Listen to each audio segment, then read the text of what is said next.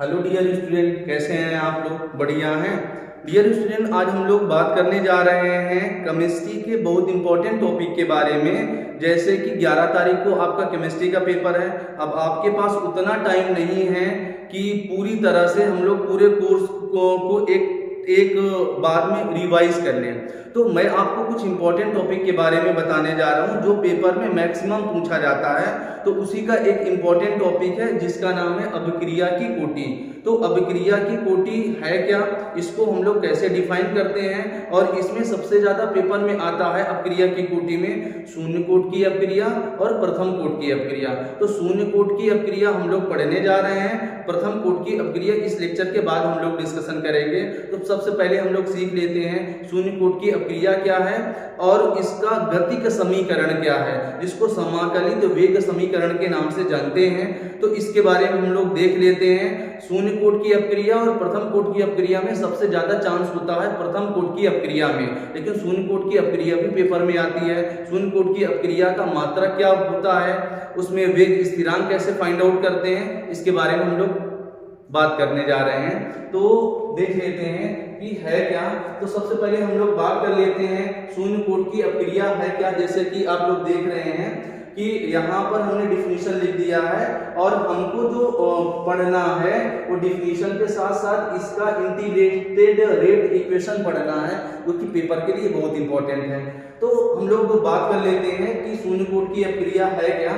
तो वे रासायनिक अभिक्रियाएं जिनमें अभिक्रिया का वेग, अभिक्रिया का वेग का मतलब होता है रेट ऑफ रिएक्शन, अभिकारक अणुओं की सांद्रता के गुणनफल के शून्य घात के समानुपाती होता है। फिर से एक बार बात कर लेते हैं। वे अभिक्रियाएं जिनमें अभिक्रिया का वेग अभिकारक अणुओं की सांद्रता के गुणनफल की शून्य घात के समानुपाती होता है, शून्य कोट की अभिक्रिया कहलाती है। इसके बारे में हम लोग थोड़ा देख लेते हैं।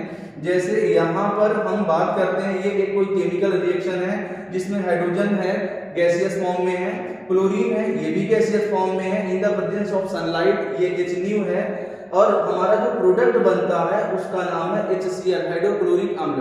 अब हम यहाँ से देखते हैं, ये जो है ये इसका मतलब क्या है कि ये है रिएक्टेंट, इसको हम लोग अभिकारक बोलते हैं, और ये जो HCl है इसको हम लोग बोलते हैं प्रोडक्ट। अब देख लीजिए कि H2 और Cl2 मिलकर के HCl बना रहा है। अब ये जो रेट ऑफ रिएक्शन कह रहा है, रेट ऑफ रिएक्शन इसको हम लोग बोलते हैं ROR। Rate of reaction directly proportional to होता है अभिकारक के अणुओं की सांद्रता के। यहाँ पर अभिकारक क्या है, यहाँ पर अभिकारक है H2 और क्या है Cl2, ये दोनों अभिकारक हैं। अब जैसे डिफिनीशन में बताया कि वे रासायनिक अभिक्रियाएं जिनमें अभिक्रिया का वेग अणुओं की सांद्रता के गुणनफल के शून्य घात के समानुपाती होती है। इसका मतलब कि जो ROR है, रेट ऑफ रिएक्शन, ये अभिकारक यहाँ पर H2 है और Cl2 है, इसके शून्य घात, यहाँ पर शून्य घात, यहाँ पर शून्य घात के क्या होगा, समानुपाती होता है। इसी को हम लोग बोलते हैं शून्य कोट की अभिक्रिया। अगर प्रथम कोट की अभिक्रिया आए तो यहाँ पर 1-1 हो जाएगा। तो अब हम लोग बात कर लेते हैं शून्य कोट की अभिक्रिया के लिए समाकलित वेग समीकरण। ये पेपर में जब भी इसको डिराइव करने के लिए आएगा तो 4 नंबर का आएगा, और केवल शून्य कोट की अभिक्रिया आएगी तो शून्य कोट की अभिक्रिया तो 2 नंबर में पेपर में आती है। तो हम लोग बात कर लेते हैं integrated rate equation for zero order reaction. इसके लिए हम करते क्या है, पहले एक हम कोई ले लेते हैं, एक जनरल इक्वेशन ले लेते हैं, A ले लेते हैं, और यहाँ पर जो A है ये कोई रिएक्टेंट है, अभिकारक है, ये कन्वर्ट हो रहा है, इसमें कन्वर्ट हो रहा है, प्रोडक्ट में कन्वर्ट हो रहा है, कोई प्रोडक्ट बन रहा है। तो सबसे पहले हम लोग इसके बारे में बात कर लेते हैं। मान लेते हैं कि जब हमारे पास टाइम 0 था, इसको हम लोग बोलते हैं प्रारंभिक अवस्था, तो प्रारंभिक अवस्था के बारे में बात कर लेते हैं। जब प्रोडक्ट नहीं बन रहा है, जब टाइम क्या है 0 है, तो यहाँ पर मान लेते हैं इसके जो अणु है वो ए मोल है, ए मोल है, ए मोल कोई अणु है और यहाँ पर जो प्रोडक्ट है वो 0 है, प्रोडक्ट बनता ही नहीं है। जब भी कोई रिएक्शन होगा उसमें कुछ ना कुछ समय होता है। जैसे अगर t बराबर 0 इसका मतलब कि जो अभिक्रिया है वो हो ही नहीं रही है, जब हो नहीं रही तो प्रोडक्ट हमारा क्या होगा, 0 होगा। अब हम t समय बाद ले लेते हैं, t समय बाद या t समय पश्चात। t समय पश्चात मान लेते हैं यहाँ से a माइनस x मोल यहाँ से निकल रहे हैं, x मोल यहाँ पर निकल रहे हैं। तो जो अभिकारक के अणु निकलेंगे वही फॉर्म करेगा हमारा प्रोडक्ट। यहाँ पर जो प्रोडक्ट होगा वो क्या होगा, वो होगा x मोल। देख लीजिए फिर से एक बार, एक हमने अपने से मान लिया कोई भी शून्य कूट की अपक्रिया का जो जनरल समीकरण है, यहाँ पर हम लिख देंगे माना शून्य कूट की अपक्रिया का सामान्य समीकरण, ये a है, अभिकारक है, ये प्रोडक्ट बना रहा है। t बराबर 0 पर यानी प्रारंभिक अवस्था पर जब इसके a मोल लिए गए हैं तो इसमें प्रोडक्ट की मात्रा कितनी होती है, 0 होती है। अब यहाँ t बराबर t समय पश्चात यहाँ a माइनस x मोल है, यानी इसका मतलब कि a में से x मोल क्या होते हैं, रिएक्शन करके प्रोडक्ट बना लेते हैं। अब रेट ऑफ रिएक्शन क्या कहता है, according to ROR, rate of reaction के अनुसार। तो जो रेट ऑफ रिएक्शन है, तो रेट ऑफ रिएक्शन को जब हम लोग डिफाइन करते हैं, ठीक है, तो रेट ऑफ रिएक्शन ये डायरेक्टली प्रोपोर्शनल टू होता है रिएक्टेंट के। किसके होता है, रिएक्टेंट का मतलब होता है अभिकारक। अभिकारक की सांद्रता के अनुक्रमानुपाती होता है और ऊपर में लिखते हैं ऑर्डर। जितनी कोटि की अपक्रिया होगी, जितनी कोट की अपक्रिया होगी वहां यहाँ पर लिख देते हैं। यहाँ पर according to the definition of ROR की परिभाषा के अनुसार रेट ऑफ रिएक्शन जो होता है वो डायरेक्टली प्रोपोर्शनल टू होता है, अनुक्रमानुपाती होता है रिएक्टेंट के। और यहाँ पर जितनी ऑर्डर का रिएक्शन होगा, प्रथम कोट की होगी यहाँ पर 1 भर देते हैं, शून्य कोट की होगी तो यहाँ 0 भर देते हैं। अब यहाँ से देखते हैं रेट ऑफ रिएक्शन, जिसको हम लोग बोलते हैं dx/dt, ये डायरेक्टली प्रोपोर्शनल टू होता है। यहाँ पर रिएक्टेंट क्या है हमारा, x माइनस ए। चूंकि हम पढ़ रहे हैं कौन सी कोट की अपक्रिया, शून्य कोट की अपक्रिया, तो इसकी ऑर्डर कितनी होगी, 0 हो जाएगी। तो यहाँ पर dx/dt ये डायरेक्टली प्रोपोर्शनल टू हो जाएगा।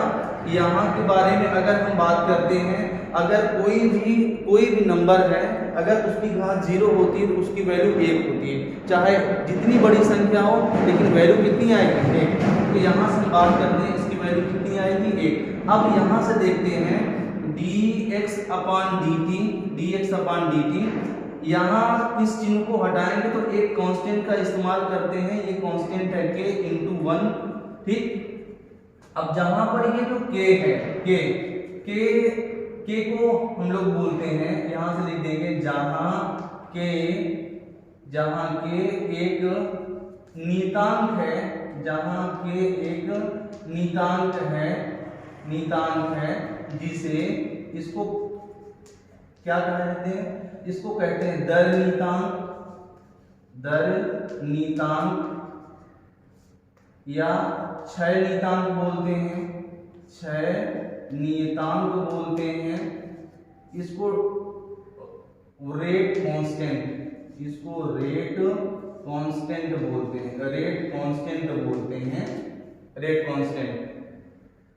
के एक नियतांक है जिसे दर नियतांक या क्षय नियतांक या रेट कांस्टेंट कहते हैं। अब देख लीजिए ध्यान से, इसमें होता क्या है। अब यहाँ पर देखें dx की वैल्यू अगर हम फाइंड आउट करते हैं तो dt हमारा क्या है, भाग में ये यहाँ जाएगा तो क्या हो जाएगा, ये यहाँ पर जाएगा तो मल्टीप्लाई में हो जाएगा, k इंटू कितना आ जाएगा, dt। अब दोनों साइड का हम समाकलन कर देते हैं, दोनों पक्षों का समाकलन करने पर, अब दोनों पक्षों को समाकलन कर देते हैं। समाकलन करने मतलब यहाँ पर भी इंटीग्रेशन का साइन और यहाँ पर भी हम लोग इंटीग्रेशन का साइन करते हैं। अब जैसे कि आप लोग जानते हैं कि ये जो डी है वो डिफरेंशिएशन है, डिफरेंशिएशन इंटीग्रेशन को काट देगा, सिर्फ क्या बचेगा, x बचेगा। यहाँ से ये जो कांस्टेंट है वो बाहर आ जाएगा, बचेगा dt में d से ये कट जाएगा तो सिर्फ बचेगा t। जब पूरा समाकलन हो जाता है तो प्लस हम लोग जोड़ते हैं c, ठीक। अब c जोड़ते हैं, इसको इक्वेशन नंबर 1 बोलते हैं। c क्या है, जहां c समाकलन नियतांक है, जहां c समाकलन क्या है, नियतांक है। अब इस c की वैल्यू हमको निकालना पड़ेगा कि ये जो c है इसकी वैल्यू कितनी आती है। तो इसके बारे में हम लोग थोड़ा सा बात कर लेते हैं, इस c की वैल्यू क्या आ रही है, देख लीजिए। अब c की वैल्यू निकालने के लिए हम लोग प्रारंभ में चलते हैं। प्रारंभ में यहाँ देखिए, जब t का मान 0 था, जब t का मान 0 था तो x की वैल्यू कितनी थी, 0। तो जब t की वैल्यू कितनी आएगी, 0 आएगी, तो x की वैल्यू कितनी आएगी, x की वैल्यू भी 0 आएगी। तो समीकरण नंबर 1 में t की वैल्यू 0 भर देते हैं और x की वैल्यू 0 भर देते हैं, भर दी जाए तो x की वैल्यू कितनी आ जाएगी, 0 आ जाएगी। फिर कितना आएगा, k इंटू टी की वैल्यू भी 0 आएगी प्लस c आएगा। अब 0 इक्वल टू k का 0 में 0 आ जाएगा प्लस c आएगा, तो c की वैल्यू कितनी आ जाएगी, 0 आएगी। अब इस c की वैल्यू इक्वेशन नंबर 1 में हम रख देते हैं।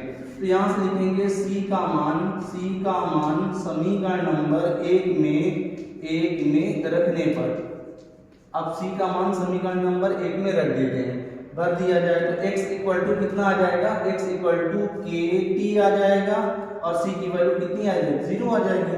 तो यहाँ से देखा जाए तो x इक्वल टू कितना आएगा, के टी आएगा। अब यहाँ से अगर हम k की वैल्यू निकालें तो k की वैल्यू निकालेंगे तो कितनी आ जाएगी, x अपान टी आ जाएगा। k की वैल्यू कितनी आ जाएगी, x अपान टी। इसी x अपान टी को ही हम लोग बोलते हैं शून्य कोट की अपक्रिया का समाकलित वेग समीकरण। ये जो है इसको हम लोग बोलते हैं शून्य कोट की अपक्रिया का समाकलित वेग समीकरण। यहाँ पर डियर स्टूडेंट एक सबसे इंपॉर्टेंट पॉइंट ये है, इस k की वैल्यू, ठीक है, इस k की वैल्यू का मतलब इस k का जो दर नियतांक है उसका मात्रक पेपर में आता है कि शून्य कोट की अपक्रिया में जो वेग स्थिरांक होता है इसको दर, ठीक है, दर नियतांक बोलते हैं या वेग स्थिरांक बोलते हैं, इसका मात्रक कितना होता है। तो याद कर लीजिएगा, प्रथम शून्य कोट की अपक्रिया के लिए k का जो मात्रक होता है वो मात्रक के बारे में हम लोग बात कर लेते हैं। तो ये जो x है ये सांद्रता है, तो सांद्रता का जो मात्रक होता है, सांद्रता का मात्रक होता है मोल प्रति लीटर। फिर देखते हैं ये टाइम है तो अपान में कितना हो जाएगा, टाइम, समय का मात्रक क्या होगा, सेकंड हो जाएगा, सेकंड। अब इसको थोड़ा सा और कर लेते हैं तो ये हो जाएगा मोल, लीटर को ऊपर भेजेंगे तो ये लीटर इनवर्स हो जाएगा, सेकंड को भी ऊपर भेजेंगे तो सेकंड इनवर्स हो जाएगा। तो शून्य कोट की अपक्रिया के लिए वेग स्थिरांक का जो मात्रक होता है वो होता है mole litre inverse second inverse. ये विकल्पी में बहुत पेपर में आता है कि शून्य कोट की अपक्रिया का वेग स्थिरांक का मात्रक क्या होता है। तो डियर स्टूडेंट, अगर शून्य कोट की अपक्रिया से रिलेटेड कोई भी प्रश्न आए, चाहे शॉर्ट में आए चाहे लॉन्ग में आए, लॉन्ग का मतलब कि अगर इसका डेरिवेशन है तो भी हम कर लेंगे, 2 नंबर में आएगा तो शून्य कोट की अपक्रिया का जो है, शून्य कोट की अपक्रिया क्या होती है, उदाहरण दीजिए। तो उदाहरण देने का मतलब जैसा हमने आपको बताया था, एग्जांपल लिख देना। अगर आ जाए शून्य कोट की अपक्रिया का समाकलित वेग समीकरण लिखिए, तो शून्य कोट की अपक्रिया क्या, इसको डिफाइन कर देना। डिफाइन करने के बाद ये जो पूरा हमने आपको बताया स्टेप बाय स्टेप कैसे करते हैं, इसको आप लोग नोट डाउन कर लेना। और अब ये वाला जब पूरा आप लिख देंगे, यहाँ तक आ जाएंगे मात्रक तक, तो ये पूरा 4 नंबर का आएगा। अगर ये वीडियो आपको अच्छा लगा हो तो ज़्यादा से ज़्यादा शेयर करें, लाइक करें, और अगर आप हमारे चैनल पर नए हैं तो सब्सक्राइब करना ना भूलें। Thank you.